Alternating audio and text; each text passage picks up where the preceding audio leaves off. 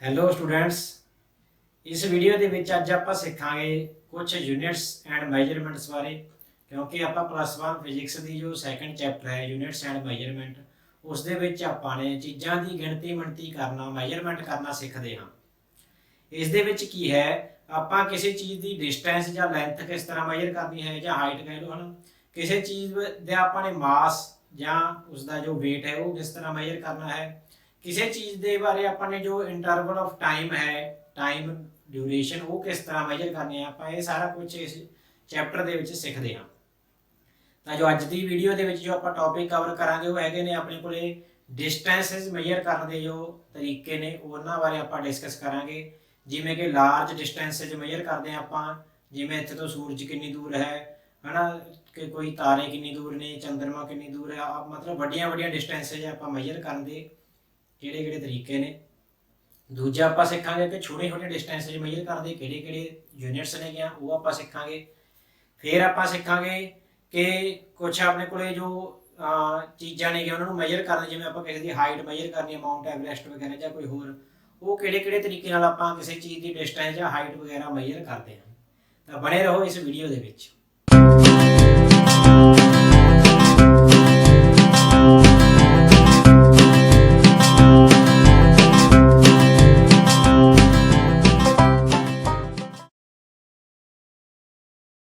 ਸੋ ਸਭ ਤੋਂ ਪਹਿਲਾਂ ਸਟਾਰਟ ਕਰਦੇ ਹਾਂ ਆਪਾਂ। ਫਸਟ ਜੋ ਆਪਣੀ ਡੈਫੀਨੇਸ਼ਨ ਹੈ ਐਸਟਰੋਨੋਮਿਕਲ ਯੂਨਿਟ।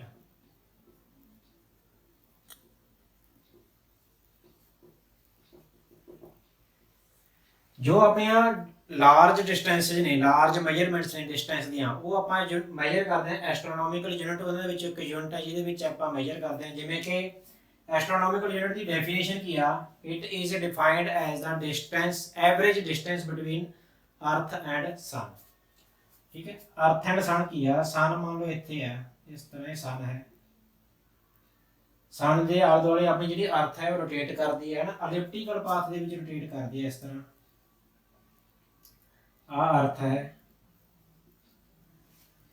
ਤਾਂ ਤੁਸੀਂ ਨੇ ਧਿਆਨ ਨਾਲ ਸਮਝਣਾਗਾ। ਠੀਕ ਹੈ, ਸਨ ਜੋ ਹੈ ਆ ਐਲਿਪਸ ਹੁੰਦਾ, ਐਲਿਪਸ ਸ਼ੇਪ ਆ ਇਹ। ਠੀਕ ਹੈ, ਮੈਥ ਦੇ ਵਿੱਚ ਪੜ੍ਹੋਗੇ ਤੁਸੀਂ। ਇਹਦੇ ਵਿੱਚ ਦੋ ਆਪਣੇ ਕੋਲੇ ਫੋਕਸ ਹੁੰਦੇ ਨੇ, ਇੱਕ ਫੋਕਸ F1, ਠੀਕ ਹੈ, ਇੱਕ F2, ਜਾਂ ਦੋ ਸੈਂਟਰ ਕਹਿ ਲਓ ਇਹਦੇ। ਤਾਂ ਜਿਹੜਾ ਸਨ ਆ ਉਹ ਇੱਕ ਫੋਕਸ ਦੇ ਉੱਪਰ ਲਾਈ ਕਰਦਾ ਹੈਗਾ ਇਹ ਐਕਚੁਅਲ ਦੇ ਵਿੱਚ, ਚਾਹੇ ਤੁਸੀਂ ਇੱਧਰ ਮੰਨ ਲਓ ਚਾਹੇ ਇੱਧਰ ਮੰਨ ਲਓ। ਤਾਂ ਆਪਾਂ ਨੇ ਮੰਨ ਲਓ ਇੱਧਰ ਮੰਨ ਲਿਆ, ਤਾਂ ਜਿਹੜੀ ਧਰਤੀ ਆ ਉਹਦੇ ਆਲੇ ਦੁਆਲੇ ਇਸ ਤਰ੍ਹਾਂ ਐਲਿਪਟੀਕਲ ਪਾਥ ਦੇ ਵਿੱਚ ਮੂਵ ਕਰਦੀ ਹੈ। ਕਿਸੇ ਪੁਆਇੰਟ ਤੇ ਉਹਦੀ ਡਿਸਟੈਂਸ ਜੋ ਹੈ ਸਨ ਤੋਂ ਜ਼ਿਆਦਾ ਹੁੰਦੀ ਹੈ, ਕਿਸੇ ਪੁਆਇੰਟ ਤੇ ਉਸਦੀ ਡਿਸਟੈਂਸ ਘਟ ਜਾਂਦੀ ਹੈ। ਤਾਂ ਐਵਰੇਜ ਡਿਸਟੈਂਸ ਦੀ ਗੱਲ ਕਰਨੀ ਆਪਾਂ ਨੇ, ਜੇ ਐਸਟਰੋਨੋਮਿਕਲ ਯੂਨਿਟ ਹੈ, that is the average distance between sun and earth is called 1 astronomical unit. Clear ਹੈ। ਤਾਂ 1 ਐਸਟਰੋਨੋਮਿਕਲ ਯੂਨਿਟ ਦੀ ਜੋ ਵੈਲਿਊ ਹੈ ਉਹ ਹੈ ਲਗਭਗ 1.496 × 10⁻11 ਮੀਟਰਸ। ਇਹ ਹੈ ਐਵਰੇਜ ਡਿਸਟੈਂਸ। ਕਦੇ ਵੱਧ ਹੁੰਦੀ ਹੈ ਕਦੇ ਘਟ ਜਾਂਦੀ ਹੈ ਨਾ, ਇਸ ਤਰ੍ਹਾਂ ਆਪਣੇ ਕੋਲੇ ਕੀ ਹੈ, ਇਹਦੀ ਐਵਰੇਜ ਲੈਣੀ ਹੈ ਸਾਰਿਆਂ ਦੀ ਆਪਾਂ ਨੇ, ਉਸ ਨੂੰ ਕਹਿੰਦੇ ਆ ਐਸਟਰੋਨੋਮਿਕਲ ਯੂਨਿਟ। ਅਗਲੀ ਜੋ ਲਾਰਜ ਮੈਜਰਮੈਂਟ ਦੀ ਯੂਨਿਟ ਹੈ ਉਹ ਹੈ ਆਪਣੇ ਕੋਲੇ ਲਾਈਟ ਈਅਰ। ਕੀ ਹੈ ਅਗਲੀ? Light year. ਇਸ ਨੂੰ ਮੈਂ ਥੋੜਾ ਜਿਹਾ ਰੱਬ ਕਰ ਦਿੰਦਾ।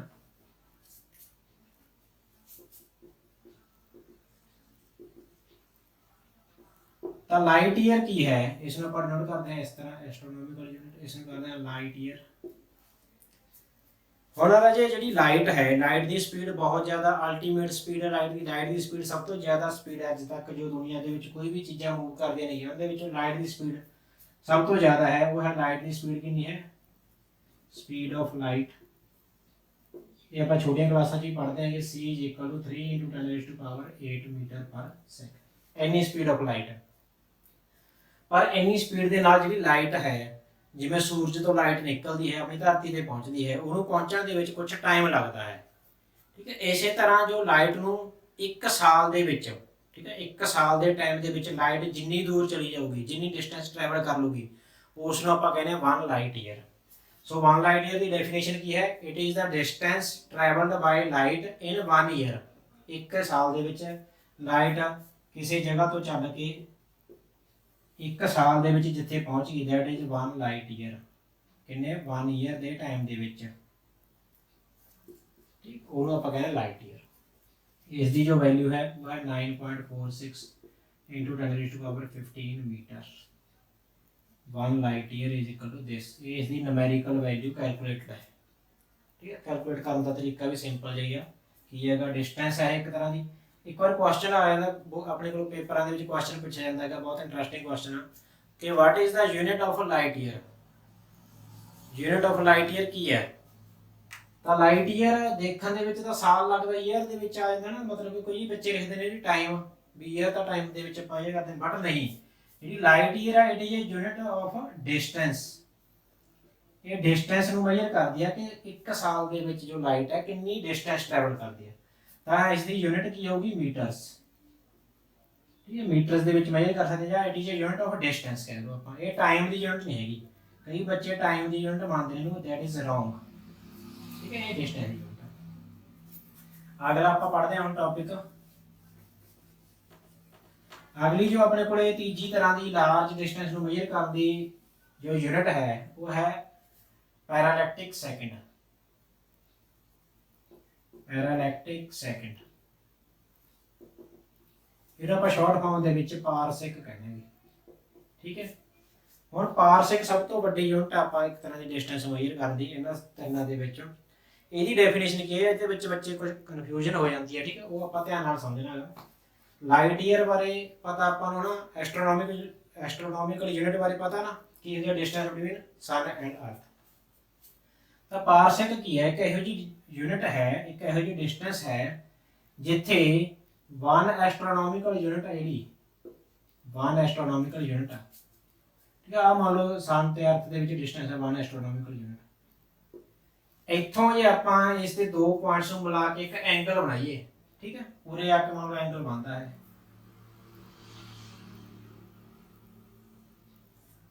ਆਹ ਐਂਗਲ ਜੋ ਹੈ, ਐਂਗਲ ਥੀਟੇ ਦੇ ਵਿੱਚ ਮੇਜਰ ਕਰਦੇ ਆਪਾਂ, ਤੇ ਐਂਗਲ ਨੂੰ ਆਪਾਂ ਅੱਗੇ ਕਾਹਦੇ ਵਿੱਚ ਡਿਗਰੀਜ਼ ਦੇ ਵਿੱਚ, ਡਿਗਰੀ ਦੇ ਵਿੱਚ ਕੀ ਹੁੰਦਾ, 1 ਡਿਗਰੀ ਦੇ ਵਿੱਚ 60 ਮਿੰਟ ਤੇ 1 ਮਿੰਟ ਦੇ ਵਿੱਚ 60 ਸੈਕਿੰਡ ਹੁੰਦੇ ਨੇ, ਠੀਕ ਹੈ। ਛੋਟੇ ਤੋਂ ਛੋਟਾ ਐਂਗਲ, ਤਾਂ ਸਭ ਤੋਂ ਛੋਟਾ ਐਂਗਲ ਲੈਣਾ ਆਪਾਂ ਨੇ। ਇੰਨੀ ਜ਼ਿਆਦਾ ਡਿਸਟੈਂਸ ਇੱਥੇ ਤਾਂ ਬੋਰਡ ਚਲੋ ਛੋਟਾ ਗਾ ਤਾਂ ਕਰਕੇ ਡਾਇਗਰਾਮ ਆਪਾਂ ਇੰਨੀ ਕੁ ਬਣਾ ਸਕਦੇ ਹਾਂ ਕਿ 1 ਐਸਟ੍ਰੋਨੋਮਿਕਲ ਯੂਨਿਟ ਜਦੋਂ 1 ਸੈਕਿੰਡ ਦਾ ਐਂਗਲ ਆ, 1 ਸੈਕਿੰਡ, ਠੀਕ ਹੈ। ਡਬਲ ਆਪਾਂ ਉਹਦੇ ਨਾਲ ਕੌਮਨ ਨਾਲ ਨੋਟ ਕਰਦੇ ਹਾਂ 1 ਸੈਕਿੰਡ ਦਾ ਐਂਗਲ ਜਿਸ ਪੁਆਇੰਟ ਤੇ ਜਾ ਕੇ ਬਣਾਉਂਦੀ ਹੈ ਉਸ ਡਿਸਟੈਂਸ ਨੂੰ ਆਪਾਂ ਕਹਿੰਦੇ ਹਾਂ ਕਿ 1 ਪਾਰਸੈਕ, ਠੀਕ ਹੈ। ਇਹਨੂੰ ਡੈਫੀਨੇਸ਼ਨ ਕਿਵੇਂ ਪੜਾਂਗੇ ਆਪਾਂ ਇੰਗਲਿਸ਼ ਦੇ ਵਿੱਚ, it is defined as the distance at which the arc of length 1 astronomical unit subtends the angle of 1 second। arc ये arc ਆ, ठीक है। जिवें अपने कोल कोई चीज़ आ, कोई एंगल बनता जिथे भी, वो आर्क होंदी आ वाली आर्क आ, ठीक है। इहनूं आपां रेडियस कह दिंदे हैं, आ एंगल हो गया। ते इहनां दे विच एक रिलेशन भी आ, एंगल जो है अपने कोल angle theta is equal to arc upon radius. ਤਾਂ ਇੱਥੇ ਜੇ ਆਪਾਂ ਗੱਲ ਕਰੀਏ, ਇੱਥੇ ਆਪਣੇ ਕੋਲ ਕੀ ਆ ਗਿਆ ਫਾਰਮੂਲਾ, ਐਂਗਲ ਹੈ 1 ਸੈਕਿੰਡ ਦਾ, that should equal to arc ਕਿੰਨੀ ਹੈ ਜੀ 1 ਐਸਟ੍ਰੋਨੋਮਿਕਲ ਯੂਨਿਟ ਓਵਰ ਰੇਡੀਅਸ ਕਿੰਨਾ 1 ਪਾਰਸੈਕ। ਤਾਂ 1 ਪਾਰਸੈਕ ਦੀ ਵੈਲਿਊ ਆਪਾਂ ਇੱਥੋਂ ਪਤਾ ਕਰ ਸਕਦੇ ਹਾਂ, 1 parsec is equal to 1 AU by 1 second. ਹੁਣ ਇਹਨਾਂ ਦੀਆਂ ਵੈਲਿਊਜ਼ ਪੁੱਟ ਕਰ ਸਕਦੇ ਹਾਂ ਆਪਾਂ, 1.946 into 10 raised to power 11 divided by 1 second की होता 1/3600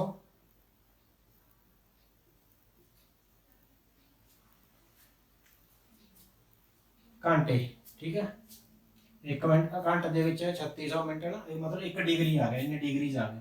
ਹੁਣ ਇਹਨੂੰ ਗੁਣਾ ਕਰ ਦੋ ਆਪਾਂ ਪਾਈ ਬਾਈ 180, ਇਹਦੇ ਨਾਲ ਮੇਜਰ ਕਰਕੇ ਕੈਲਕੂਲੇਸ਼ਨ ਕਰ ਆ ਕੇ ਆਪਣੇ ਕੋਲ ਕੋਈ ਆਨਸਰ ਆ ਜਾਂਦਾ approximately 1.5 into 10 raised to power 16 meters। ਤਾਂ ਇਹ ਹੈ 1 ਪਾਰਸੈਕ ਦੀ ਡੈਫੀਨੇਸ਼ਨ ਵਿਦ ਡਾਇਗਰਾਮ ਤੇ ਫਾਰਮੂਲਾ ਡਰਾਈਵ ਕਰਕੇ ਉਹਦੀ ਵੈਲਿਊ ਆ ਗਈ। ਇਹ ਹੈ ਸਭ ਤੋਂ ਲਾਰਜੈਸਟ ਯੂਨਿਟ ਡਿਸਟੈਂਸ ਮੇਜਰ ਕਰਦੀ। ਜਿਹੜੇ ਸਟਾਰਸ ਨੇ ਸਨ ਵਗੈਰਾ ਨਾ, ਬਹੁਤ ਦੂਰ ਦੂਰ ਸਟਾਰਸ ਨੇ ਨਾ, ਤਾਰੇ ਨੇ, ਗਲੈਕਸੀਆਂ ਨੇ, ਉਹਨਾਂ ਦੀ ਡਿਸਟੈਂਸ ਜੋ ਹੈ ਉਹ ਪਾਰਸੈਕਸ ਦੇ ਵਿੱਚ ਹੀ ਮੇਜਰ ਕੀਤੀ ਜਾਂਦੀ ਹੈ ਕਿ ਇੰਨੇ ਪਾਰਸੈਕ ਦੂਰ ਹੈ। ਇੱਥੇ ਤੱਕ ਸਮਝ ਲੱਗ ਗਿਆ। ਹੁਣ ਆਪਾਂ ਦੇਖਦੇ ਹਾਂ ਕਿ ਕੁਝ ਛੋਟੀਆਂ ਜੋ ਮੈਜਰਮੈਂਟਸ ਨੇ ਉਹ ਆਪਾਂ ਕਿਹੜੀਆਂ ਯੂਨਿਟਸ ਦੇ ਨਾਲ ਕਰ ਸਕਦੇ ਹਾਂ। ਉਹਦੇ ਵਾਸਤੇ ਵੀ ਆਪਣੇ ਕੋਲ ਕੁਝ ਸਪੈਸ਼ਲ ਯੂਨਿਟਸ ਨੇ ਹੈਗੀਆਂ ਛੋਟੀ ਛੋਟੀ ਮੈਜਰਮੈਂਟ ਕਰਨ ਵਾਸਤੇ। ਤਾਂ ਬਹੁਤ ਜ਼ਿਆਦਾ ਵੱਡੀ ਮੈਜਰਮੈਂਟ ਸੀ, ਜਿਵੇਂ ਆਪਾਂ ਮੰਨ ਲਓ ਡਿਸਟੈਂਸ ਮੇਜਰ ਕਰਨੀ ਹੈਗੀ ਹੈ ਨਾ 2 ਸ਼ਹਿਰਾਂ ਦੇ ਵਿੱਚ, ਤਾਂ ਆਪਾਂ ਕਿਲੋਮੀਟਰਸ ਦੇ ਵਿੱਚ ਮੇਜਰ ਕਰ ਦਿਆਂਗੇ। ਜਾਂ ਆਪਾਂ ਜੇ ਕੋਈ ਕੱਪੜਾ ਵਗੈਰਾ ਮਿਲਣਾ ਤਾਂ ਆਪਾਂ ਮੀਟਰਸ ਦੇ ਵਿੱਚ ਮੈਜਰ ਕਰ ਦਿਆਂਗੇ। ਇਹ ਛੋਟੀਆਂ ਯੂਨਿਟਸ ਆ ਗਈਆਂ। ਉਸ ਤੋਂ ਵੀ ਛੋਟੀ ਯੂਨਿਟ ਜੇ ਆਪਾਂ ਮੰਨ ਲਓ ਇਸ ਮਾਰਕਰ ਦਾ ਡਾਇਆਮੀਟਰ ਮੈਜਰ ਕਰਨਾ ਆਪਾਂ ਤਾਂ ਸੈਂਟੀਮੀਟਰਸ ਦੇ ਵਿੱਚ ਲਿਖ ਲਾਂਗੇ। ਉਸ ਤੋਂ ਵੀ ਛੋਟੇ ਲੈਵਲ ਤੇ ਆ ਜਾਓ ਜੀ, ਆਪਾਂ ਨੇ ਕੋਈ ਵਾਲ ਹੈ ਆਪਣੇ ਸਿਰ ਦਾ, ਉਸ ਦਾ ਜੋ ਡਾਇਆਮੀਟਰ ਮੈਜਰ ਕਰਨਾ ਹੋਵੇ ਤਾਂ ਆਪਾਂ ਉਸ ਨੂੰ ਮਿਲੀਮੀਟਰਸ ਦੇ ਵਿੱਚ ਜਾਂ ਹਨਾ ਮਾਈਕਰੋਮੀਟਰਸ ਦੇ ਵਿੱਚ, ਅੱਗੇ ਆਪਾਂ ਛੋਟੀਆਂ ਯੂਨਿਟਸ ਬਾਰੇ ਪੜ੍ਹ ਦਾਂਗੇ। ਉਸ ਤੋਂ ਅਗਲੀਆਂ ਉਸ ਤੋਂ ਵੀ ਛੋਟੀਆਂ ਯੂਨਿਟਸ ਆਪਣੇ ਕੋਲੇ ਹੈਗੀਆਂ ਨੇ। ਤਾਂ ਸਭ ਤੋਂ ਪਹਿਲਾਂ ਆਪਾਂ ਪੜ੍ਹਦੇ ਹਾਂ ਕਿ ਮੀਟਰਸ, ਪਹਿਲੀ ਯੂਨਿਟ ਤਾਂ ਮੀਟਰ ਹੀ ਹੈ, ਠੀਕ ਹੈ। ਉਸ ਤੋਂ ਬਾਅਦ ਕੀ ਆ ਆਪਣੇ ਕੋਲੇ ਮਿਲੀਮੀਟਰ, mm ਕਹਿ ਦਿੰਦੇ ਜਿਹਨੂੰ ਆਪਾਂ। mm ਦੇ ਵਿੱਚ ਕਿੰਨਾ ਹੁੰਦਾ 10 ਦੀ ਪਾਵਰ -3 ਮੀਟਰ, ਜਾਂ ਕਹ ਲਓ 1000 ਮਿਲੀਮੀਟਰ ਦਾ ਬਣ ਕੇ ਕੀ ਬਣਦਾ 1 ਮੀਟਰ। ਉਸ ਤੋਂ ਆਪਣੇ ਕੋਲ ਛੋਟੀ ਯੂਨਿਟ ਹੈਗੀ ਮਾਈਕਰੋਨ ਜਾਂ ਮਾਈਕਰੋਮੀਟਰ। ਇਸ ਨੂੰ ਆਪਾਂ ਇਸ ਤਰ੍ਹਾਂ ਡਿਨੋਟ ਕਰ ਦਾਂਗੇ ਵਿਊ, ਠੀਕ ਹੈ, ਵਿਊ ਦੇ ਨਾਲ ਡਿਨੋਟ ਕਰ ਦਾਂਗੇ। ਇਹ ਹੁੰਦਾ 10 ਦੀ ਪਾਵਰ -6 ਮੀਟਰ। ਉਸ ਤੋਂ ਵੀ ਛੋਟੀ ਯੂਨਿਟ ਆਪਣੇ ਕੋਲ ਹੈਗੀ ਨੈਨੋਮੀਟਰ। nm ਦੇ ਨਾਲ ਆਪਾਂ ਇਸ ਨੂੰ ਡਿਨੋਟ ਕਰਦੇ ਹਾਂ ਸਮਾਲ n ਸਮਾਲ m। ਇਹ ਹੁੰਦਾ 10⁻⁹ ਮੀਟਰ ਦੇ ਬਰਾਬਰ। ਜੋ ਨੈਨੋ ਟੈਕਨੋਲੋਜੀ ਚੱਲਦੀ, ਜੋ ਮੋਬਾਈਲ ਹੈ, ਮੋਬਾਈਲ ਦੇ ਵਿੱਚ ਜੋ ਕੰਪੋਨੈਂਟਸ ਨੇ ਨਾ, ਚਿਪਸ ਵਗੈਰਾ ਬਣਦੇ ਨੇ, ਉਹਦੇ ਵਿੱਚ ਜੋ ਟ੍ਰਾਂਜਿਸਟਰ ਲੱਗਦੇ ਨੇ ਉਹ ਨੈਨੋਮੀਟਰ ਸਾਈਜ਼ ਦੇ ਲੱਗਦੇ ਨੇ। ਇਹ ਬਹੁਤ ਬਰੀਕ ਹੁੰਦੇ ਨੇ, ਆਪਣੀ ਨੰਗੀ ਅੱਖਾਂ ਨਾਲ ਤਾਂ ਬਹੁਤ ਮੁਸ਼ਕਲ ਦਿਖਾਈ ਦਿੰਦੇ ਨੇ, ਠੀਕ ਹੈ। ਨੈਨੋਮੀਟਰ ਟੈਕਨੋਲੋਜੀ ਚੱਲਦੀ ਅੱਜ ਕੱਲ੍ਹ, ਨੈਨੋ ਟੈਕਨੋਲੋਜੀ ਕਹਿੰਦੇ ਆਪਾਂ, ਬਹੁਤ ਛੋਟੇ ਸਕੇਲ ਤੇ ਚੀਜ਼ਾਂ ਬਣਦੀਆਂ ਨੇ। ਅੱਗੇ ਹੈ ਆਪਣੇ ਕੋਲੇ ਪੀਕੋਮੀਟਰ ਆ ਜਾਂਦਾ, pm 10 ਦੀ ਪਾਵਰ -12 ਮੀਟਰ। ਫਿਰ ਆ ਜਾਂਦਾ ਆਪਣੇ ਕੋਲੇ ਫਰਮੀ, fm, ਇਹ ਹੁੰਦਾ 10⁻⁻15 ਮੀਟਰ, ਠੀਕ ਹੈ। ਜੋ ਆਪਣਾ ਸਾਈਜ਼ ਆਫ ਐਟਮ ਹੋ ਗਿਆ ਉਹ 10 ਦੀ ਪਾਵਰ -10, ਇੱਕ ਹੁੰਦੀ ਹੈ ਐਂਗਸਟ੍ਰਮ, ਇਹਦੇ ਵਿੱਚ ਇੱਕ ਇੱਥੇ ਰਹਿ ਗਿਆ ਐਂਗਸਟ੍ਰਮ ਆ, ਠੀਕ ਹੈ, ਇੱਥੇ ਨੋਟ ਕਰ ਲਓ ਐਂਗਸਟ੍ਰਮ। ਇਹਨੂੰ ਆਪਾਂ a ਦੇ ਉੱਪਰ 0 ਨਾਲ ਡਿਨੋਟ ਕਰ ਦਾਂਗੇ ਐਂਗਸਟ੍ਰਮ ਨੂੰ। ਇਹ ਹੁੰਦਾ 10⁻⁻10 ਮੀਟਰ ਤੇ। ਇਹ ਵੀ ਕਾਫੀ ਇੰਪੋਰਟੈਂਟ ਆ, ਇਹ ਪੁੱਛਿਆ ਜਾ ਸਕਦਾ 1 ਨੰਬਰ ਦੇ ਵਿੱਚ। ਇਹ ਸਾਰੇ 1 ਨੰਬਰ ਦੇ ਕੁਐਸਚਨ ਵਾਸਤੇ ਇੰਪੋਰਟੈਂਟ ਨੇਗੇ। ਤੁਹਾਨੂੰ ਪੁੱਛਿਆ ਜਾ ਸਕਦਾ ਕਿ 1 ਮੀਟਰ ਇਜ਼ ਇਕੁਅਲ ਟੂ 10⁻³ ਜਾਂ +3 ਮਿਲੀਮੀਟਰ, ਇਸ ਤਰ੍ਹਾਂ ਕਨਵਰਸ਼ਨ ਪੁੱਛੀ ਜਾਂਦੀ ਆ। 1 ਐਂਗਸਟ੍ਰਮ ਇਜ਼ ਇਕੁਅਲ ਟੂ 10⁻⁻10 ਮੀਟਰ ਹੁੰਦਾ ਹੈ, 10⁻+10 ਮੀਟਰ ਹੁੰਦਾ ਹੈ ਨਾ, ਇਸ ਤਰ੍ਹਾਂ ਦੀ ਕਨਵਰਸ਼ਨ ਪੁੱਛਿਆ ਕਿ 1 ਫਰਮੀ ਕੀ ਹੁੰਦਾ, 1 ਪੀਕੋਮੀਟਰ, 1 ਨੈਨੋਮੀਟਰ। ਇਹ ਆਪਾਂ ਨੇ ਯਾਦ ਕਰ ਲੈਣੇ ਨੇਗੇ, ਕਲੀਅਰ ਹੈ। ਇਹ ਦੇਖੋ ਇੱਥੇ ਤਾਂ ਹੈਗਾ 1 ਮਿਲੀਮੀਟਰ 10 ਦੀ ਪਾਵਰ -3 ਮੀਟਰ ਦੇ ਵਿੱਚ। ਜੇ ਆਪਣੇ ਕੋਲ ਪੁੱਛਿਆ ਜਾਵੇ ਕਿ 1 ਮੀਟਰ ਦੇ ਵਿੱਚ ਕਿੰਨੇ ਮਿਲੀਮੀਟਰ ਹੋਣਗੇ, ਇਹ ਉਲਟ ਹੋ ਜੂ, ਪਾਵਰ ਕਿੰਨੀ ਹੋ ਜੂ 10⁻³ ਮਿਲੀਮੀਟਰ ਹੁੰਦੇ ਨੇ। ਇੱਥੇ ਆਪਾਂ ਕਹੀਏ 1 ਮੀਟਰ ਕਾਹਦੇ ਨਾਲ ਬਣਦਾ ਹੈਗਾ 10⁻6 ਮਾਈਕਰੋਮੀਟਰ ਦੇ, ਠੀਕ ਹੈ। ਇੱਥੇ ਜੇ ਆਪਾਂ ਗੱਲ ਕਰੀਏ 1 ਮੀਟਰ ਕਾਹਦੇ ਨਾਲ ਬਣਦਾ ਹੈਗਾ 10⁻9 ਨੈਨੋਮੀਟਰ ਦੇ, ਕਲੀਅਰ ਹੈ। ਇਸ ਤਰ੍ਹਾਂ ਆਪਾਂ ਕੀ ਹੈ ਪਲੱਸ ਦੇ ਵਿੱਚ ਪਾਵਰ ਹੋ ਜਾਣੀ 1 metre is equal to 10⁻12 picometre, 1 metre is equal to 10⁻+15 fermi, 1 metre is equal to 10⁻10 angstroms. ਇਸ ਤਰ੍ਹਾਂ ਆਪਾਂ ਨੇ ਕਨਵਰਸ਼ਨ ਯਾਦ ਕਰ ਲੈਣੀ ਹੈਗੀ। ਤਾਂ ਇਹ ਆਪਣੇ ਕੋਲ ਯੂਨਿਟਸ ਨੇ ਕਿ ਸਮਾਲ ਮੈਜਰਮੈਂਟ ਕਰਨ ਵਾਸਤੇ ਐਟਮਸ ਦੇ ਵਿੱਚ ਜੋ ਨਿਊਕਲੀਅਸ ਹੈ ਉਹਦਾ ਸਾਈਜ਼ ਫਰਮੀ ਦੇ ਵਿੱਚ ਆਪਾਂ ਲਿਖਦੇ ਹਾਂ, ਉਹਦਾ ਡਾਇਮੀਟਰ ਵਗੈਰਾ ਜੋ ਦੇਖਦੇ ਹਾਂ। ਇਹ ਵੀ ਆਪਣੇ ਕੋਲ ਚੰਗੀ ਤਰ੍ਹਾਂ ਪਤਾ ਹੋਵੇ। ਹੁਣ ਅੱਗੇ ਆਪਾਂ ਨੇ ਸਿੱਖਣਾ ਹੈ ਕਿ ਕੁਝ ਇਨਡਾਇਰੈਕਟ ਮੈਥਡ ਨੇ ਆਪਣੇ ਕੋਲੇ ਡਿਸਟੈਂਸ ਨੂੰ ਮੈਜ਼ਰ ਕਰਨ ਦੇ। ਇਨਡਾਇਰੈਕਟ ਮੈਥਡ ਮਤਲਬ ਕਿ ਆਪਾਂ ਸਿੱਧਾ ਜਾ ਕੇ ਮੈਥ ਯੂਜ਼ ਕਰਾਂਗੇ, ਉਹਦੇ ਵਿੱਚ ਸਿੱਧੀ ਜਾ ਕੇ ਆਪਾਂ ਫੀਤੇ ਦੇ ਨਾਲ ਜਾਂ ਕੋਈ ਹੋਰ ਮੈਜ਼ਰਮੈਂਟ ਕਰਨ ਦੀ ਲੋੜ ਨਹੀਂ ਹੈਗੀ, ਠੀਕ ਹੈ। ਜਿਵੇਂ ਕਿ ਸਭ ਤੋਂ ਪਹਿਲਾਂ ਆਪਾਂ ਉਹਦੇ ਕੁਝ ਦੇਖਦੇ ਹਾਂਗੇ ਇਨਡਾਇਰੈਕਟ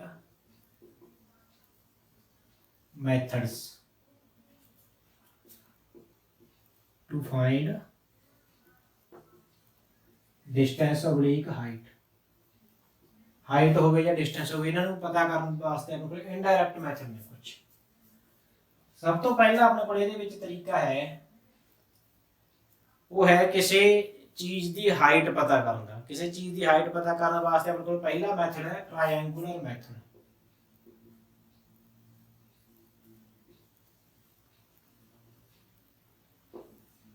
ਇਹ ਬਹੁਤ ਇੰਪੋਰਟੈਂਟ ਹੈਗਾ 3 ਨੰਬਰ ਦੇ ਕੁਐਸਚਨ ਵਾਸਤੇ, ਜਾਂ 5 ਨੰਬਰ 'ਚ ਵੀ 2 ਕੁਐਸਚਨ ਇਕੱਠੇ ਮਿਲਾ ਕੇ ਪਾਏ ਜਾ ਸਕਦੇ ਨੇ। ट्रायंगुलर मैथड की हैगा, एक मैथड हैगा ट्रायंगल बना के, ठीक है, ਆਪਾਂ ਉਹਦੇ ਐਂਗਲ ਵਗੈਰਾ ਨੋਟ ਕਰਕੇ tan sin cos थीटा ਆਪਾਂ ਨੂੰ ਪਤਾ ਨਾ ਕਰਨੇ ਹੁੰਦੇ ਨੇ, ਉਹੀ ਤਰੀਕਾ ਹੈ। ਤਾਂ ट्रायंगुलर मैथड ਜਿਹੜਾ ਦੋ ਤਰੀਕੇ ਨਾਲ ਅਪਲਾਈ ਹੋ ਸਕਦਾ। ਪਹਿਲਾ ਹੈਗਾ A ਪਾਰਟ ਦੇ ਵਿੱਚ ਐਕਸੈਸਿਬਲ ਆਬਜੈਕਟਸ ਵਾਸਤੇ। ਐਕਸੈਸਿਬਲ ਆਬਜੈਕਟਸ ਮਤਲਬ ਜਿੱਥੇ ਆਪਾਂ ਜਾ ਕੇ ਫੀਤੇ ਦੇ ਨਾਲ ਗਿਣਤੀ ਮਿਣਤੀ ਮੈਜ਼ਰਮੈਂਟ ਕਰ ਸਕਦੇ ਹੋ, ਉਹਨੂੰ ਕਹਿੰਦੇ ਐਕਸੈਸਿਬਲ ਆਬਜੈਕਟਸ। ਜਿਵੇਂ ਕਿ ਆਪਾਂ ਨੇ ਕੋਈ ਟਾਵਰ ਮੇਜਰ ਕਰਨਾਗਾ, ठीक है, मान लो अपने कोई मोबाइल के टावर लगे हुए पिंड दे विच है ना, आप उसकी हाइट पता करनी चाहेंगे तो आप ऊपर फीता चक के नहीं चढ़ सकते, हाइट से आपको डर लगता या कुछ भी है। आप उसके वास्ते की करेंगे ट्रायंगुलर मैथड यूज करेंगे, इनडायरैक्ट मैथड यूज करेंगे उसकी हाइट पता करना। वो की हैगा, आ मान लो टावर है, टावर की हाइट मान लो h है, तो आप की करेंगे ਆਪਾਂ ਇੱਥੇ ਉਹਦੀ ਜਿਹੜਾ ਨੀਚਲਾ ਪਾਸਾ ਹੈ ਉਸਦੇ ਬੇਸ ਤੋਂ ਲੈ ਕੇ ਇੱਧਰ ਤੱਕ ਇੱਕ ਪੁਆਇੰਟ ਲਾਵਾਂਗੇ। ਆਪਾਂ ਇਹਨੂੰ A ਮੰਨ ਲਓ, B ਮੰਨ ਲਓ, ਇਹਨੂੰ C ਮੰਨ ਲਓ। ਆਹ ਵਾਲੀ ਹਾਈਟ ਜੋ ਲੈਂਥ ਹੈ ਇਹ ਆਪਾਂ ਪਤਾ ਕਰ ਲਾਂਗੇ, ਇਹ ਆਪਾਂ ਫੀਤੇ ਨਾਲ ਮੈਜ਼ਰ ਕਰ ਲਾਂਗੇ। ਫਿਰ ਆਪਾਂ ਇਸ ਪੁਆਇੰਟ ਤੋਂ ਦੇਖਾਂਗੇ ਕਿ ਕਿੰਨੇ ਡਿਗਰੀ ਦਾ ਐਂਗਲ ਬਣਾ ਰਿਹਾ ਟੌਪ ਤੇ। ਇਹ ਵੀ ਇੱਕ ਇੰਸਟਰੂਮੈਂਟ ਦੀ ਮਦਦ ਦੇ ਨਾਲ ਆਪਾਂ ਪਤਾ ਕਰ ਸਕਦੇ ਹਾਂ। ਇਹ ਮੰਨ ਲਓ ਅਲਫਾ ਐਂਗਲ ਬਣਾ ਰਿਹਾ ਹੈਗਾ, ਠੀਕ ਹੈ। ਤਾਂ ਹੁਣ ਆਪਾਂ ਇੱਥੇ ਕੀ ਕਰ ਸਕਦੇ ਹਾਂਗੇ, tan ਅਲਫਾ ਦਾ ਫਾਰਮੂਲਾ ਲਗਾਓ। tan ਅਲਫਾ ਹੁੰਦਾ ਪਰਪੈਂਡੀਕੂਲਰ ਬਟਾ ਬੇਸ, ਮਤਲਬ ਹਾਈਟ ਬਾਈ l। ਤੇ ਆਪਾਂ ਨੇ ਹਾਈਟ ਪਤਾ ਕਰਨੀ ਤਾਂ h l tan alpha. Alpha ਮੰਨ ਲਓ 30 ਡਿਗਰੀ ਆ, 40 ਡਿਗਰੀ ਆ, 45 ਡਿਗਰੀ ਆ, ਉਹ ਆਪਾਂ tan ਅਲਫਾ ਦੀ ਵੈਲਿਊ ਪਤਾ ਕਰ ਸਕਦੇ ਹਾਂ।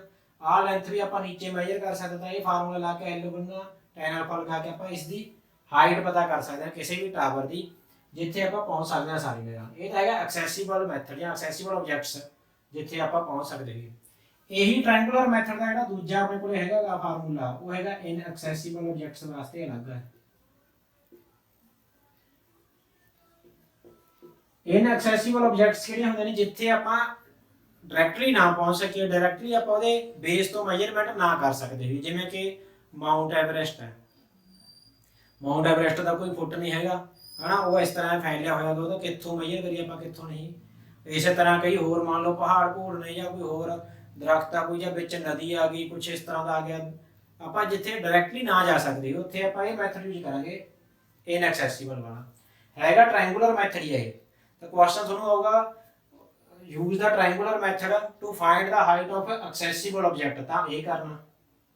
ਇਹਦੇ ਵਿੱਚ ਕੰਸੀਡਰ ਵਗੈਰਾ ਲਿਖ ਲਾਂਗੇ ਆਪਾਂ, consider a tower of height h, let l is the length of distance of the base from point c, let alpha is the angle made by है ना at the top।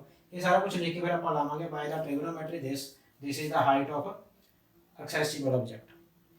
ਇਸੇ ਤਰੀਕੇ ਜੇ ਆਪਾਂ ਨੂੰ ਆਇਆ find the height of inaccessible object using triangular method, ਤਾਂ ਆਪਾਂ ਇਹ ਤਰੀਕਾ ਲਗਾਵਾਂਗੇ। ਤਾਂ ਦੂਜਾ ਤਰੀਕਾ ਕੀ ਹੈ ਇਨਐਕਸੈਸਿਬਲ ਆਬਜੈਕਟ ਦੇ ਵਿੱਚ ਕੀ ਹੈ, ਮੰਨ ਲਓ ਆਪਾਂ ਨੇ ਕਿਸੇ ਚੀਜ਼ ਦੀ ਹਾਈਟ ਪਤਾ ਕਰਨੀ ਆ, ਉਹ ਆਪਣੇ ਕੋਲ ਆਪਾਂ ਉੱਥੇ ਪਹੁੰਚ ਨਹੀਂ ਸਕਦੇ ਡਾਇਰੈਕਟਲੀ, ਠੀਕ ਹੈ, ਆਪਾਂ ਇੱਥੋਂ ਆਏ ਫੁੱਟ ਤੋਂ ਡਾਇਰੈਕਟ ਨਹੀਂ ਮੇਜਰ ਕਰ ਸਕਦੇ। ਤਾਂ ਆਪਾਂ ਕੀ ਕਰਾਂਗੇ, ਆਪਣੇ ਕੋਲੇ ਕੁਝ ਜਗ੍ਹਾ ਤਾਂ ਹੋਊਗੀ ਨਾ ਜਿੱਥੇ ਆਪਾਂ ਮੇਜਰਮੈਂਟ ਕਰ ਸਕਦੇ ਹੋਈਏ। ਮੰਨ ਲਓ ਆਪਾਂ ਇੱਥੇ ਤੱਕ ਤਾਂ ਪਹੁੰਚ ਨਹੀਂ ਸਕਦੇ ਹੈਗੇ, ਆ ਜੋ ਮਾਊਂਟੇਨ ਆ ਜਾਂ ਜੋ ਵੀ ਚੀਜ਼ ਆ ਉਹਦੇ ਇੱਥੋਂ ਤੋਂ ਲੈ ਕੇ ਤੱਕ ਆਪਾਂ ਪਹੁੰਚ ਨਹੀਂ ਸਕਦੇ, ਉਰੇ ਕੁਝ ਪੱਥਰ ਨੇ, ਪਹਾੜ ਨੇ, ਜੰਗਲ ਨੇ, ਕੁਝ ਵੀ ਆ। ਬਟ ਆਪਾਂ ਇੱਥੋਂ ਲੈ ਕੇ ਤੱਕ ਆਪਣੇ ਕੋਲੇ ਏਰੀਆ ਹੈ, ਆਪਾਂ ਇੱਥੋਂ ਲੈ ਕੇ ਤੱਕ ਮੇਜਰਮੈਂਟ ਕਰ ਸਕਦੇ ਹਾਂਗੇ, ਡੀ ਮੇਜਰਮੈਂਟ ਆਪਾਂ ਕਰ ਸਕਦੇ ਹਾਂ ਇੰਨੀ। ਆ ਜਿਹੜੀ ਅਗਲੀ ਆ ਐਨ, ਇਹ ਵੀ ਆਪਾਂ ਨੂੰ ਨਹੀਂ ਪਤਾ, ਤੇ ਆਪਾਂ ਪਤਾ ਕੀ ਕਰਨਾ ਚਾਹੁੰਦੇ ਇਹਦੀ ਹਾਈਟ। ਤਾਂ ਇਸ ਵਾਸਤੇ ਇਨਐਕਸੈਸਿਬਲ ਆਬਜੈਕਟ ਵਾਸਤੇ ਇਸ ਤਰ੍ਹਾਂ ਦੀ ਜਿੱਥੇ ਆਪਾਂ ਅੱਗੇ ਨਹੀਂ ਜਾ ਸਕਦੇ ਤੇ ਉਹਦੀ ਹਾਈਟ ਨਹੀਂ ਮੇਜਰ ਕਰ ਸਕਦੇ, ਤਾਂ ਆਪਾਂ ਨੂੰ ਇੰਨੀ ਕੁ ਡਿਸਟੈਂਸ ਪਤਾ ਹੋਵੇ, ਮਤਲਬ ਜਿੱਥੇ ਆਪਾਂ ਮੇਜਰਮੈਂਟ ਕਰ ਸਕਦੇ ਹੋਈਏ, ਉੱਥੋਂ ਆਪਾਂ ਇਹਦਾ ਆਈਡੀਆ ਲਗਾ ਸਕਦੇ ਹਾਂ ਇਹਦੀ ਹਾਈਟ ਦਾ। ਕੀ ਤਰੀਕਾ ਦਾ, ਪਹਿਲਾਂ ਆਪਾਂ ਇੱਥੋਂ ਐਂਗਲ ਮੇਜਰ ਕਰ ਲਵਾਂਗੇ, ਫਿਰ ਆਪਾਂ ਇੱਥੋਂ ਐਂਗਲ ਮੇਜਰ ਕਰ ਲਵਾਂਗੇ, ਠੀਕ ਹੈ। ਪਹਿਲਾ ਐਂਗਲ ਮੰਨ ਲਓ ਅਲਫਾ ਹੈ, ਆ ਐਂਗਲ ਹੈ ਬੀਟਾ। ਦੋ ਤਰ੍ਹਾਂ ਦੇ ਐਂਗਲ ਨੇ ਮੰਨ ਲਓ ਆਪਣੇ ਕੋਲੇ, ਇੱਕ ਅਲਫਾ ਇੱਕ ਬੀਟਾ, ਠੀਕ ਹੈ। ਇਹ ਆਪਣੇ ਕੋਲੇ ਕੰਸੀਡਰ ਵਗੈਰਾ ਲਿਖ ਲਾਂਗੇ। ਤਾਂ ਹੁਣ ਆਪਣੇ ਕੋਲੇ ਇੱਥੇ ਆਪਾਂ ਪਤਾ ਕਰਾਂਗੇ ਉਹਨੇ cot ਦਾ ਫਾਰਮੂਲਾ ਲਗਾਵਾਂਗੇ। cot ਅਲਫਾ ਕਾਹਦੇ ਨਾਲ ਬਣਦਾ, cot ਹੁੰਦਾ ਬੇਸ ਬਾਏ ਪਰਪੈਂਡੀਕੂਲਰ, tan ਦਾ ਉਲਟ। ਤਾਂ ਅਲਫਾ ਟ੍ਰਾਇੰਗਲ ਇਸ ਦੇ ਵਿੱਚ ਬਣ ਰਿਹਾ ਹੈਗਾ, ਤਾਂ ਬੇਸ ਇਹਦਾ ਹੈ l ਤੇ ਹਾਈਟ ਹੈਗੀ h, ਤਾਂ ਆ ਗਿਆ l/h।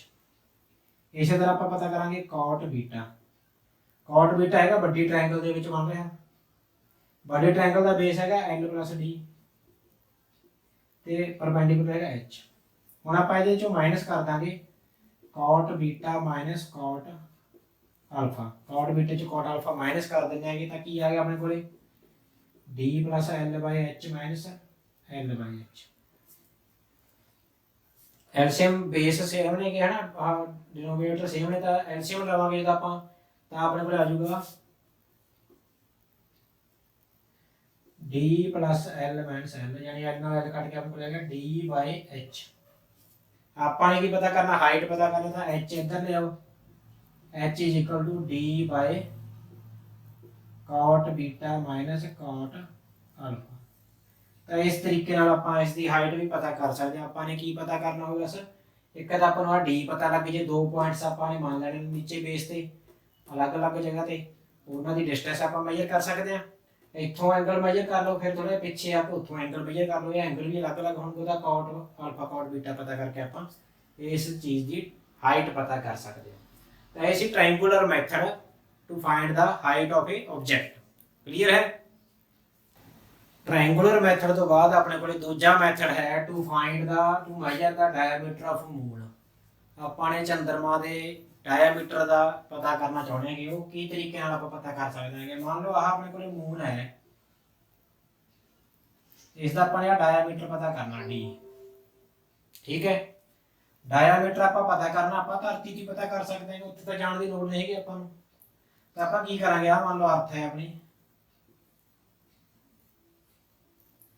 अर्थ के एक पॉइंट तो आप दूरबीन की मदद के नाल इसका जो एक एंड है ये वाला उत्थे आप दूरबीन नूं फिक्स करके वह एंगल नोट कर लाँगे फिर आप उस दूरबीन नूं दूजे एंड ते आप फिक्स करके आ एंगल नोट कर लाँगे थीटा ठीक है ये एंगल नोट कर लवांगे एक तो जे आपां नूं आ एंगल थीटा पता लग जे दूजा पता होवे आपां नूं जे डिस्टेंस ऑफ मून कितनी हैगी धरती तो ये चीज़ पता हो तो आप इसका डायमीटर आप इतों धरती से बैठे बैठे ही पता कर सकते हैं देखो कितनी वधिया तरीका है तो आप की है अपने को एक तरह का आर्क बन गया अपने को आह वाली ये एंगल बन रहा है ना सर्कल का एक पार्ट आ एंगल आ रेडियस बन गया आ एक आर्क बन गई मतलब ये मैं शॉर्ट डायग्राम बना के दिखावा इस तरह की आ एंगल थीटा आ आर्क डी आ रेडियस है एस तो अपने को फार्मूला की होता है एंगल का अपने को फार्मूला होता है angle is equal to arc by radius always यही फार्मूला का तो इत्थे एंगल हैगा theta is equal to arc है अपने को डी डायमीटर जेड़ा आप पता करना चाहते हैं तो रेडियस है एस तो डायमीटर किवें पता कर सकते आप एस इंटू थीटा थीटा की वैल्यू आप पाई radiance they which value put करके ते जो डिस्टेंस है अपनी धरती तो लैके मून तक वो आप जो पिछले यूनिट्स पढ़िया ने हैवी लार्ज यूनिट्स उन्होंने मदद के पता कर सकते हैं होर भी तरीके ने अपने को तो इस तरह आप डायमीटर ऑफ मून एस्टीमेट कर सकते हैं अगला थर्ड जो मैथड अपने को है वो है पैरालैक्स मैथड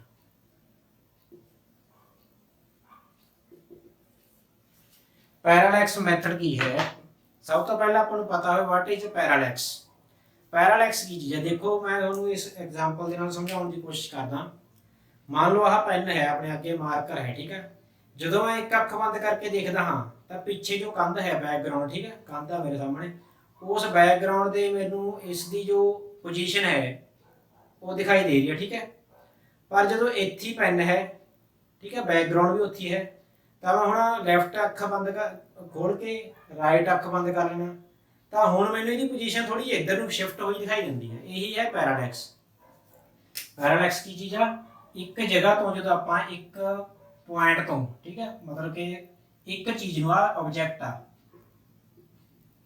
ये पेन सी ऑब्जेक्ट आ इस नूं पहला मैं लैफ्ट आई तो देखा फिर मैं राइट आई तो देखा कुछ मेरी आईज ने जो लैफ्ट ते राइट आई इन्हां दे विच कुछ डिस्टेंस आ वाली डिस्टेंस इस डिस्टेंस नूं आपां कहने बेसिस ठीक है लैफ्ट ते राइट मतलब दो पोजीशन जो डिफरेंट पोजीशन ने जिथों आप एक ऑब्जेक्ट नूं देखना उन्होंने आप कहने बेसिस ठीक है आ डिस्टेंस नूं बेसिस कहने आप तां लैफ्ट तो देखण ते मैनूं पेन की पोजीशन आ दिखाई दे रही सी राइट तो देखण ते आ दिखाई दे रही सी ਤਾਂ ਪੋਜੀਸ਼ਨ ਦੇ ਵਿੱਚ ਪੈ ਗਿਆ ਫਰਕ। ਇੱਥੇ ਮੈਨੂੰ ਆਹ ਦਿਖਾਈ ਦੇ ਰਿਹਾ ਪੈਨ, ਇੱਥੇ ਮੈਨੂੰ ਇੱਥੇ ਲੱਗਿਆ ਪੈਨ ਬੈਕਗ੍ਰਾਉਂਡ ਦੇ ਹਿਸਾਬ ਨਾਲ।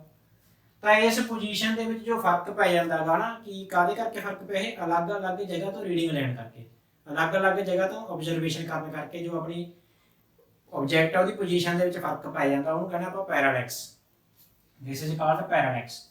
ਤਾਂ ਹੁਣ ਇਹ ਪੈਰਾਲੈਕਸ ਮੈਥਡ ਦੇ ਨਾਲ ਆਪਣੇ ਕੋਲ ਇੱਕ ਤਰੀਕਾ ਗਾ, ਆਪਾਂ ਜਿਹੜਾ ਪਿੱਛੇ ਪੜਿਆ ਉਸੇ ਹਿਸਾਬ ਨਾਲ ਇਹ ਐਂਗਲ ਹੋ ਗਿਆ ਆਪਣੇ ਕੋਲੇ ਥੀਟਾ, ਇਹਨੂੰ ਕਹਿੰਦੇ ਆਪਾਂ ਪੈਰਾਲੈਕਟਿਕ ਐਂਗਲ। ਪੈਰਾਲੈਕਟਿਕ ਐਂਗਲ ਕੀ ਹੈਗਾ? Parallactic angle theta, it is the angle made by the basis at the object।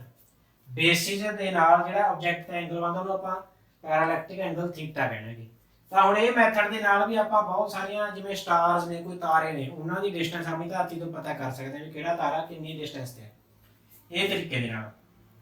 ਠੀਕ ਹੈ, ਇਹਦੇ ਵਾਸਤੇ ਕੀ ਹੈ ਆਪਣੇ ਕੋਲ ਦੋ ਡਿਫਰੈਂਟ ਪੁਆਇੰਟਸ ਹੋਣੇ ਚਾਹੀਦੇ ਨੇ ਜਿੱਥੋਂ ਆਪਾਂ ਆਬਜ਼ਰਵੇਸ਼ਨ ਕਰਨੇ ਤੇ ਐਂਗਲ ਪਤਾ ਲੱਗ ਜੇ ਆਪਾਂ ਨੂੰ ਵੀ ਕਿੰਨੇ ਡਿਗਰੀ ਦਾ ਫਰਕ ਪੈ ਗਿਆ। ਠੀਕ ਹੈ, ਇਹਦੇ ਜੋ ਹੁਣ ਆਪਾਂ ਇਸ ਮੈਥਡ ਨੂੰ ਯੂਜ਼ ਕਰਕੇ ਹੁਣ ਆਪਾਂ ਪਤਾ ਕਰਾਂਗੇ distance of A star from ਅਰਥ ਬਾਈ ਯੂਜ਼ਿੰਗ ਦਾ ਪੈਰਾਲੈਕਸ ਮੈਥਡ। ਇਹ ਵੀ ਇੰਪੋਰਟੈਂਟ ਹੈ। ਠੀਕ ਹੈ, ਤਾਂ ਮੰਨ ਲਓ ਆਪਾਂ ਕੀ ਕਰਾਂਗੇ, ਹੁਣ ਇੱਥੇ ਧਰਤੀ ਬਣਾਉਣਾਂਗੇ ਅਰਥ ਦੇ ਪਹਿਲਾਂ ਆਪਾਂ ਇੱਕ ਪੁਆਇੰਟ E1 ਮਤਲਬ ਇੱਕ ਸ਼ਹਿਰ ਜਾਂ ਇੱਕ ਦੇਸ਼ ਤੋਂ ਆਪਾਂ ਨੇ ਰੀਡਿੰਗ ਲਈ ਕਿਸੇ ਤਾਰੇ ਦੀ, ਆ ਤਾਰਾ ਦਾ ਸਟਾਰ ਆ ਇਸ ਨੂੰ ਮੈਂ ਦੇਖਿਆ ਪਰਪੈਂਡੀਕੂਲਰ ਦੇ ਬਜਾਏ ਕਿੰਨੇ ਐਂਗਲ ਨਾਲ, φ1 ਇੰਨੇ ਐਂਗਲ ਤੇ ਦਿਖ ਰਿਹਾ ਸੀ ਇਹ। ਫਿਰ ਮੈਂ ਇਸੇ ਤਾਰੇ ਨੂੰ ਦੂਜੇ ਦੇਸ਼ ਦੇ ਵਿੱਚ ਜਾ ਕੇ ਦੇਖਿਆ E2 ਪੁਆਇੰਟ ਤੋਂ, ਧਰਤੀ ਦੇ ਦੂਜੇ ਪੁਆਇੰਟ ਤੋਂ, ਉੱਥੋਂ ਜਦ ਦੇਖਿਆ ਹੈ ਮੈਂ ਤਾਂ ਇਹ ਪਰਪੈਂਡੀਕੂਲਰ ਦੇ ਹਿਸਾਬ ਨਾਲ φ2 ਐਂਗਲ ਤੇ ਦਿਖ ਰਿਹਾ ਸੀ, ਇੱਧਰ ਨੂੰ ਦਿਖ ਰਿਹਾ ਸੀਗਾ। ਅਲੱਗ-ਅਲੱਗ ਜਗ੍ਹਾ ਤੋਂ ਦੇਖਣ ਦੇ ਅਲੱਗ-ਅਲੱਗ ਐਂਗਲ ਤੇ ਉਹੀ ਤਾਰਾ ਦਿਖ ਰਿਹਾ ਆਪਾਂ ਨੂੰ। ਤਾਂ ਇਹਦੇ ਵਿੱਚ ਜੋ ਟੋਟਲ ਐਂਗਲ ਹੈ ਆਹ ਵਾਲਾ, ਠੀਕ ਹੈ, ਆਪਣੇ ਕੋਲ ਕੀ ਆ, ਆ φ1 ਹੋ ਜਾਊਗਾ, ਆ ਹੋ ਜਾਊਗਾ φ2। ਟੋਟਲ ਐਂਗਲ ਕਿੰਨਾ ਹੋਗਾ ਇਹ, φ1 plus φ2।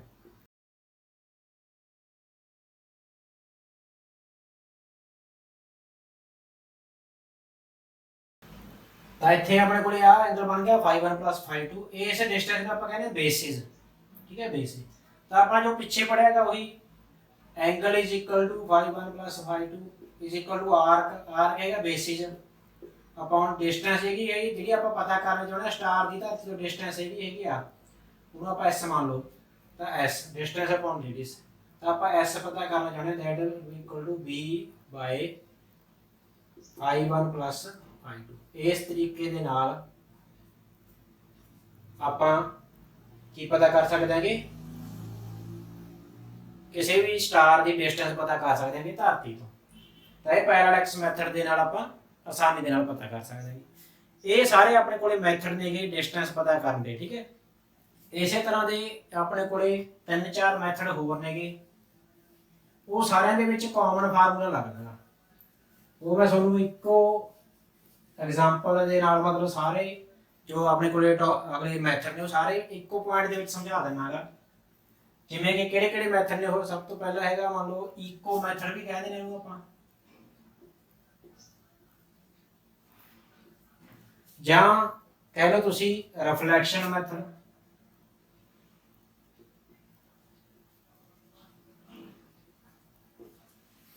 ਜਾਂ ਕਹਿ ਲਓ ਰਡਾਰ ਮੈਥਡ,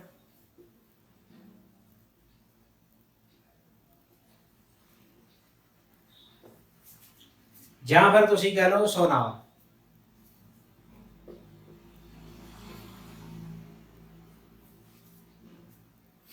ਇਹ ਸਾਰੇ ਇੱਕੋ ਮੈਥਡ ਤੇ ਇੱਕੋ ਥਿਊਰੀ ਤੇ ਬੇਸ ਨੇ ਸਾਰੇ ਜਿਹੜੇ ਮੈਥਡ ਨੇ। ਕੀ ਮੈਥਡ ਨੇ, ਬਸ ਇਹਨਾਂ ਦੇ ਵਿੱਚ ਫਰਕ ਥੋੜਾ ਇੱਕ ਫਰਕ ਆ, ਮੈਂ ਸਮਝਾਦਾ। ਜਿਹੜਾ ਇੱਕੋ ਮੈਥਡ ਆ ਇਹਦੇ ਵਿੱਚ ਕੀ ਹੁੰਦਾਗਾ, ਸਾਊਂਡ ਵੇਵ ਨੂੰ ਸੈਂਡ ਕੀਤਾ ਜਾਂਦਾ। ਇੱਕੋ ਕੀ ਹੁੰਦੀ ਹੈ ਕਿ ਜਦੋਂ ਆਪਾਂ ਕਿਸੇ ਖੁੱਲੀ ਜਗ੍ਹਾ ਤੇ ਜਾਂ ਕਿਸੇ ਹਾਲ ਦੇ ਵਿੱਚ ਆਵਾਜ਼ ਲਗਾਉਣੇ, ਗੂੰਜ ਕਹਿੰਦੇ ਨੇ ਇਹਨੂੰ ਆਪਾਂ ਪੰਜਾਬੀ ਦੇ ਵਿੱਚ, ਆਵਾਜ਼ ਆਪਣੀ ਟਕਰਾ ਕੇ ਸਾਹਮਣੇ ਵਾਲੀ ਕੰਧ ਦੇ ਨਾਲ ਵਾਪਸ ਆਉਂਦੀ ਆ, ਉਹਨੂੰ ਇੱਕੋ ਕਹਿੰਦੇ ਆਪਾਂ। ਤਾਂ ਜਿਵੇਂ ਜੇ ਕੋਈ ਪਹਾੜੀ ਦੀ ਆਪਾਂ ਡਿਸਟੈਂਸ ਪਤਾ ਕਰਨੀ ਹੈ ਤਾਂ ਆਪਾਂ ਉੱਥੇ ਜਾ ਕੇ ਪਹਾੜੀ ਤੋਂ ਆਵਾਜ਼ ਲਗਾਵਾਂਗੇ ਉੱਚੀ ਦੇਣੇ, ਤੇ ਉਹ ਆਵਾਜ਼ ਆਪਣੇ ਕੋਲੇ ਕੁਝ ਸੈਕਿੰਡ ਬਾਅਦ ਵਾਪਸ ਆ ਜਾਊਗੀ, ਉਹਨੂੰ ਵੀ ਇੱਕੋ ਕਹਿੰਦੇ ਆਪਾਂ। ਤਾਂ ਆਪਾਂ ਟਾਈਮ ਨੋਟ ਕਰ ਲਵਾਂਗੇ। ਤਾਂ ਕੀ ਗੱਲਬਾਤ ਹੈ ਇਹਦੇ ਵਿੱਚ, ਸਾਰੀ ਥਿਊਰੀ ਮੈਂ ਤੁਹਾਨੂੰ ਦੱਸ ਦਾਂਗਾ। ਆਪਣੇ ਕੋਲੇ ਕੀ ਆ, ਡਿਸਟੈਂਸ ਆਪਾਂ ਨੇ ਪਤਾ ਕਰਨੀ ਹੈਗੀ, ਡਿਸਟੈਂਸ। ਠੀਕ ਹੈ, ਸਪੀਡ ਆਪਾਂ ਨੂੰ ਪਤਾ ਹੋਊਗੀ, ਸਪੀਡ ਆਫ ਵੇਵ ਜੋ ਯੂਜ਼ ਕਰਾਂਗੇ ਆਪਾਂ ਉਹਨੂੰ v ਕਹਿ ਲਓ, ਤੇ ਟਾਈਮ ਆਪਾਂ ਨੇ ਨੋਟ ਕਰ ਲੈਣਾ ਗਾ t ਟਾਈਮ, ਡਿਸਟੈਂਸ ਆਪਾਂ ਪਤਾ ਕਰਨੀ ਆ। ਇਹ ਸਾਰਿਆਂ ਦੇ ਵਿੱਚ ਇੱਕੋ ਮੈਥਡ ਲੱਗਦਾ ਗਾ। ਆਬਜ਼ਰਵੇਸ਼ਨ ਪੁਆਇੰਟ O ਤੋਂ ਆਪਾਂ ਇੱਕ ਵੇਵ ਸੈਂਡ ਕਰ ਦਾਂਗੇ, ਜਿਹੜੀ ਵੀ ਚੀਜ਼ ਦੀ ਆਪਾਂ ਡਿਸਟੈਂਸ ਪਤਾ ਕਰਨੀ ਚਾਹੁੰਦੇ ਉੱਥੇ ਟਕਰਾ ਕੇ ਉਹ ਆਪਣੇ ਕੋਲ ਵਾਪਸ ਆਊ, ਤੇ ਆਪਾਂ ਨੇ ਇਹਦਾ ਟਾਈਮ ਨੋਟ ਕਰ ਲੈਣਾ ਗਾ। ਠੀਕ ਹੈ, ਟੋਟਲ ਟਾਈਮ ਜਿਹੜਾ ਆਪਣੇ ਕੋਲ ਆਇਆ, ਜਿਵੇਂ ਆਪਾਂ ਪਹਿਲਾਂ t1 ਟਾਈਮ ਤੇ ਛੱਡੀ ਸੀ ਚੀਜ਼, ਵਾਪਸ ਆ ਗਿਆ ਆਪਣੇ ਕੋਲ t2 ਟਾਈਮ ਤੇ, ਤਾਂ ਟੋਟਲ ਟਾਈਮ ਉਹਨੂੰ ਲੱਗਿਆ ਕਿੰਨਾ, t ਟਾਈਮ ਲੱਗ ਗਿਆ। ਮੰਨ ਲਓ ਇੱਥੋਂ ਆਪਾਂ ਛੱਡੀ ਚੀਜ਼, ਚਾਹੇ ਸਾਊਂਡ ਵੇਵ ਛੱਡੀ, ਚਾਹੇ ਲਾਈਟ ਵੇਵ ਛੱਡੀ, ਚਾਹੇ ਕੋਈ ਹੋਰ ਮਾਈਕ੍ਰੋਵੇਵ ਛੱਡੀ, ਟਕਰਾ ਕੇ ਵਾਪਸ ਆਊਗੀ ਆਪਣੇ ਕੋਲੇ, ਉਹ t ਟਾਈਮ ਲੱਗਿਆ। ਠੀਕ ਹੈ, ਟੋਟਲ ਟਾਈਮ t ਹੈ ਇਹ, ਤਾਂ ਟੋਟਲ ਟਾਈਮ ਜਾ ਕੇ ਵਾਪਸ ਆਉਣ ਦਾ t ਆ, ਕੱਲਾ ਜਾਣ ਦਾ ਕਿੰਨਾ ਟਾਈਮ ਲੱਗਿਆ t/2, ਵਾਪਸ ਆਉਣ ਦਾ ਕਿੰਨਾ ਲੱਗਿਆ t/2। ਠੀਕ ਹੈ, ਇਹ ਗੱਲ ਧਿਆਨ ਦੇ ਵਿੱਚ ਰੱਖਣੀ ਆ। ਤਾਂ ਜੋ ਡਿਸਟੈਂਸ ਵਾਸਤੇ ਆਪਾਂ ਨੇ ਟਾਈਮ ਨੋਟ ਕਰਨਾ, ਆਹ ਡਿਸਟੈਂਸ ਹੈ ਜਿਹੜੀ ਇੱਥੋਂ ਲੈ ਕੇ ਤੱਕ ਉਹ ਹੈਗੀ s ਡਿਸਟੈਂਸ, ਇਹ ਆਪਾਂ ਪਤਾ ਕਰਨੀ ਚਾਹੁੰਦੇ ਵੀ ਕਿੰਨੀ ਡਿਸਟੈਂਸ ਤੇ ਚੀਜ਼, ਜਿੱਥੋਂ ਆਵਾਜ਼ ਵਾਪਸ ਆਈ, ਜਾਂ ਜਿੱਥੋਂ ਲਾਈਟ ਵਾਪਸ ਆਈ, ਲੇਜ਼ਰ ਵਾਪਸ ਆਈ, ਜਾਂ ਜਿੱਥੋਂ ਆਪਣੇ ਕੋਲ ਕੋਈ ਹੋਰ ਆਪਣੇ ਅਦਰ ਮਾਈਕ੍ਰੋਵੇਵ ਸੈਂਡ ਕਰੀ ਜਾਂ ਵੇਵ ਸੈਂਡ ਕਰੀ ਕੋਈ, ਉਹ ਵਾਪਸ ਆਈ ਆਪਣੇ ਕੋਲ ਇਲੈਕਟ੍ਰੋਮੈਗਨੈਟਿਕ ਵੇਵ, ਤਾਂ ਉਹ ਵਾਪਸ ਆਉਣ ਦਾ ਡਿਸਟੈਂਸ ਹੈ ਆਪਾਂ ਡਿਸਟੈਂਸ ਪਤਾ ਕਰਨੀ ਆ। ਤਾਂ ਤਰੀਕਾ ਦੇਖੋ ਇਹੀ ਆ, ਆਪਣੇ ਕੋਲੇ ਫਾਰਮੂਲਾ ਹੁੰਦਾ ਹੈਗਾ ਸਪੀਡ ਦਾ, ਸਪੀਡ ਹੁੰਦੀ ਹੈ ਡਿਸਟੈਂਸ ਅਪੋਨ ਟਾਈਮ। ਆਪਾਂ ਨੇ ਡਿਸਟੈਂਸ ਪਤਾ ਕਰਨੀ ਹੈ, ਡਿਸਟੈਂਸ ਹੁੰਦੀ ਆ ਸਪੀਡ ਇਨਟੂ ਟਾਈਮ। ਤਾਂ ਸਪੀਡ ਕਿਸੇ ਚੀਜ਼ ਦੀ ਵੈਲੋਸਿਟੀ ਹੈਗੀ ਹੈ, ਮੰਨ ਲਓ v, ਜਿੰਨੀ ਸਪੀਡ ਨਾਲ ਚੀਜ਼ ਗਈ ਹੈ, ਜਿਵੇਂ ਆਵਾਜ਼ ਸੈਂਡ ਕਰੀ ਆਪਾਂ ਨੇ, ਆਵਾਜ਼ ਮਾਰੀ ਉਹਦੀ ਸਪੀਡ ਅਲੱਗ ਆ, ਲਾਈਟ ਸੈਂਡ ਕਰਾਂਗੇ ਲਾਈਟ ਦੀ ਸਪੀਡ ਅਲੱਗ ਆ ਨਾ, ਲੇਜ਼ਰ ਦੀ ਅਲੱਗ, ਹਰ ਇੱਕ ਦੀ v ਵੈਲੋਸਿਟੀ ਆ ਮੰਨ ਲਓ, ਤੇ ਜੋ ਟਾਈਮ ਲੱਗਿਆ ਉੱਥੇ ਜਾਣ ਦਾ ਉਹ ਹੈਗਾ t/2। ਤਾਂ ਇਹ ਫਾਰਮੂਲੇ ਦੇ ਨਾਲ ਆਪਾਂ ਕਿਸੇ ਵੀ ਚੀਜ਼ ਦੀ ਡਿਸਟੈਂਸ ਪਤਾ ਕਰ ਸਕਦੇ ਹਾਂਗੇ, ਇਕੋ ਮੈਥਡ ਨਾਲ, ਰਿਫਲੈਕਸ਼ਨ ਮੈਥਡ ਨਾਲ, ਰਡਾਰ ਜਾਂ ਸੋਨਾਰ ਨਾਲ। ਇਕੋ ਮੈਥਡ ਦੇ ਵਿੱਚ ਯੂਜ਼ ਕੀਤੀ ਜਾਂਦੀ ਹੈਗੀ ਸਾਊਂਡ ਵੇਵ। ਸਾਊਂਡ ਦੀ ਜੋ ਸਪੀਡ ਹੁੰਦੀ ਹੈ ਲਗਭਗ ਹੁੰਦੀ ਹੈਗੀ 332 ਮੀਟਰ ਪਰ ਸੈਕਿੰਡ।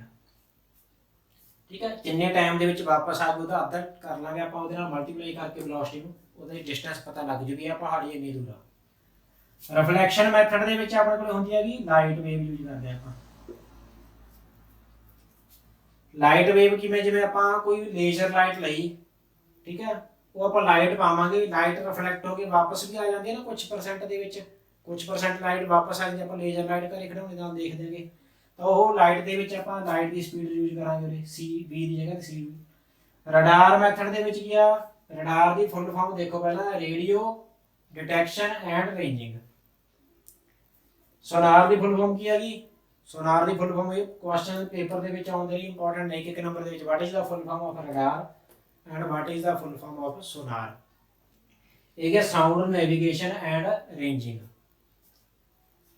ਤਾਂ ਰਡਾਰ ਦੇ ਵਿੱਚ ਆਪਾਂ ਕੀ ਆ, ਰੇਡੀਓ ਵੇਵ ਯੂਜ਼ ਕਰਦੇ ਹਾਂਗੇ, ਸੋਨਾਰ ਦੇ ਵਿੱਚ ਸਾਊਂਡ ਵੇਵ ਯੂਜ਼ ਕਰਦੇ ਹਾਂਗੇ। ਸਾਰਿਆਂ ਦੇ ਵਿੱਚ ਉਹੀ ਤਰੀਕਾ ਹੈਗਾ ਵੀ ਆਪਾਂ ਵੇਵ ਛੱਡਾਂਗੇ ਕਿਸੇ ਚੀਜ਼ ਤੇ ਜਿਸ ਦੀ ਆਪਾਂ ਡਿਸਟੈਂਸ ਪਤਾ ਕਰ ਜਿਹੜਾ ਟਕਰਾ ਕੇ ਵਾਪਸ ਆ ਜੂਗੀ, ਹਨਾ। ਰਡਾਰ ਸੋਨਾਰ ਮੈਥਡ ਦੇ ਨਾਲ ਆਪਾਂ ਕੀ ਕਰ ਦਾਂਗੇ, ਸਮੁੰਦਰ ਦੀ ਡੂੰਘਾਈ ਪਤਾ ਕਰ ਸਕਦੇ ਹਾਂ, ਸਮੁੰਦਰ ਦੇ ਵਿੱਚ ਸ਼ਿਪ ਤੋਂ ਆਪਾਂ ਛੱਡਾਂਗੇ ਵੇਵ ਨੀਚੇ, ਉੱਪਰ ਆ ਕੇ ਵਾਪਸ ਆ ਜੂਗੀ, ਤਾਂ ਆਪਾਂ ਨੂੰ ਪਤਾ ਲੱਗ ਜਾਵੇ ਇੱਥੇ ਸਮੁੰਦਰ ਕਿੰਨਾ ਕੁ ਡੂੰਘਾ ਹੈਗਾ। ਇਸੇ ਤਰ੍ਹਾਂ ਆਪਾਂ ਕਿਸੇ ਕੋਈ ਜਹਾਜ਼ ਆ ਰਿਹਾ ਆਪਣੇ ਏਰੀਆ ਦੇ ਵਿੱਚ, ਉਹਦੇ ਤੇ ਆਪਾਂ ਤਰੰਗਾਂ ਛੱਡਦੇ ਰਹਿਣੇ, ਜਦੋਂ ਵਾਪਸ ਆ ਕੇ ਆਪਣੇ ਕੋਲ ਪਤਾ ਲੱਗ ਜਾਂਦਾ ਕਿ ਜਹਾਜ਼ ਆ ਗਿਆ। ਇਹ ਸਾਰੇ ਮੈਥਡ ਨੇ ਆਪਣੇ ਕੋਲ ਯੂਜ਼ ਹੁੰਦੇ ਨੇਗੇ, ਇਨਡਾਇਰੈਕਟ ਮੈਥਡ ਨੇਗੇ ਡਿਸਟੈਂਸ ਪਤਾ ਕਰਨ ਦੇ। ਤਾਂ ਇਹ ਸਾਰਾ ਆਪਣਾ ਫਸਟ ਚੈਪਟਰ ਦੇ ਫਸਟ ਯੂਨਿਟ ਦੇ ਸੈਕੰਡ ਚੈਪਟਰ ਦੇ ਵਿੱਚ ਹੈ, ਡਿਸਟੈਂਸ ਯੂਨਿਟਸ ਐਂਡ ਮੈਜਰਮੈਂਟ ਕਰਨੀ ਸਿੱਖ ਰਹੇ ਹਾਂ ਆਪਾਂ ਵੀ, ਕਿਵੇਂ ਡਿਸਟੈਂਸ 'ਚ ਮੈਜਰ ਕਰਨੇ ਨੇ, ਕਿਸ ਤਰ੍ਹਾਂ ਆਪਾਂ ਨੇ ਮਾਸ ਮੈਜਰ ਕਰਨਾ ਹੁੰਦਾ, ਕਿਸ ਤਰ੍ਹਾਂ ਆਪਾਂ ਨੇ ਟਾਈਮ ਮੈਜਰ ਕਰਨਾ ਹੁੰਦਾ। ਤੇ ਹੁਣ ਇੱਥੇ ਮੈਂ ਦੱਸਣਾ ਡਿਸਟੈਂਸ ਮੈਜਰ ਕਰਨ ਦੇ ਵੱਧ ਤਰੀਕੇ ਨੇ। ਮਾਸ ਮੈਜਰ ਕਰਨ ਵਾਸਤੇ ਆਪਣੇ ਕੋਲ ਇੱਕ ਸਟੈਂਡਰਡ ਯੂਨਿਟ ਆ ਮਾਸ ਦੀ, ਉਹ ਹੈਗਾ ਐਟੋਮਿਕ ਮਾਸ ਯੂਨਿਟ AMU। ਠੀਕ ਹੈ, ਉਹਦੇ ਬਾਰੇ ਮੈਂ ਤੁਹਾਨੂੰ ਦੱਸ ਦਿੰਦਾ ਗਾ। AMU ਕੀ ਆ, ਜੋ ਇੱਕ ਯੂਨਿਟ ਆ, ਵੈਸੇ ਤਾਂ ਮਾਸ ਨੂੰ ਮੈਜਰ ਕਰਨੀਆਂ ਵੱਡੀਆਂ ਯੂਨਿਟਸ ਕੀ ਨੇਗੀਆਂ ਆਪਾਂ ਪਹਿਲਾਂ ਪੜ੍ਹੀਆਂ ਹੋਈਆਂ ਨੇਗੀਆਂ, ਜਿਵੇਂ ਕਿ ਕਿਲੋਗ੍ਰਾਮਸ ਦੇ ਵਿੱਚ ਮੈਜਰ ਕਰਦੇ ਆਪਾਂ, ਗ੍ਰਾਮਸ ਦੇ ਵਿੱਚ, ਟਨ ਹੋ ਗਏ, ਕੁਆਂਟਲ ਹੋ ਗਏ, ਇਹ ਵੱਡੀਆਂ ਯੂਨਿਟਸ ਨੇ ਮਾਸ ਮੈਜਰ ਕਰਦੇ ਆ। ਛੋਟੀ ਯੂਨਿਟ ਕਿਹੜੀ ਹੈ, ਜਿਵੇਂ ਐਟਮਸ ਵਗੈਰਾ ਦਾ ਮਾਸ ਜਿਹੜਾ ਆਪਾਂ ਮੈਜਰ ਕਰਦੇ ਹਾਂ, ਪ੍ਰੋਟੋਨਸ ਵਗੈਰਾ ਦਾ ਨਾ, ਉਹ ਆਪਾਂ ਕਿਸ 'ਚ ਮੈਜਰ ਕਰ ਸਕਦੇ AMU एटॉमिक मास यूनिट, इन्हों पर शॉर्ट फॉर्म लिखते हैं AMU। तो 1 AMU का बराबर है, ये डेफिनेशन लिखनी होगी, it is the mass equal to the 1/12 of mass of carbon atom. 1 AMU का बराबर है 1/12वां हिस्सा 1/12 of the mass of carbon C12 atom. इसका जो मास है, ठीक है, इस दे 12वें हिस्से ਨੂੰ ਆਪਾਂ 1 AMU कहने कि इसकी जो न्यूमेरिकल वैल्यू है वो है 1.67 × 10⁻⁻27 किलोग्राम 1 AMU ਇਹਦੇ ਬਰਾਬਰ ਹੁੰਦਾ ਹੈ। ਤਾਂ ਬਾਕੀ ਜਿਹੜੀਆਂ ਛੋਟੀਆਂ ਚੀਜ਼ਾਂ ਨੇ ਆਪਾਂ ਉਹਨਾਂ ਦਾ ਮਾਸ 1 AMU ਦੇ ਵਿੱਚ ਮੇਜਰ ਕਰ ਸਕਦੇ ਹਾਂ ਵੀ ਫਲਾਣੇ ਐਟਮ ਦਾ ਮਾਸ ਇੰਨੇ AMU ਹੈ, ਜਿਵੇਂ ਕਾਰਬਨ ਦਾ 12 AMU ਹੈ, ਹਾਈਡਰੋਜਨ ਦਾ 1 ਹੈ ਹਨਾ, ਹੀਲੀਅਮ ਦਾ 2 ਹੈ, ਆਪਾਂ ਇਸ ਤਰ੍ਹਾਂ ਮੇਜਰ ਕਰ ਸਕਦੇ ਹਾਂ। ਠੀਕ, ਤਾਂ ਮੈਨੂੰ ਉਮੀਦ ਹੈ ਕਿ ਤੁਹਾਨੂੰ ਅੱਜ ਦਾ ਜੋ ਟੌਪਿਕ ਸੀਗਾ, ਅੱਜ ਦੇ ਕਈ ਟੌਪਿਕ ਸੀ ਉਹ ਚੰਗੀ ਤਰ੍ਹਾਂ ਸਮਝ ਲੱਗ ਗਏ ਹੋਣਗੇ। ਅਗਲੀ ਕਲਾਸ ਦੇ ਵਿੱਚ ਅਗਲੇ ਟੌਪਿਕਸ ਦੇ ਨਾਲ ਮਿਲਦੇ ਹਾਂ ਆਪਾਂ। Bye bye.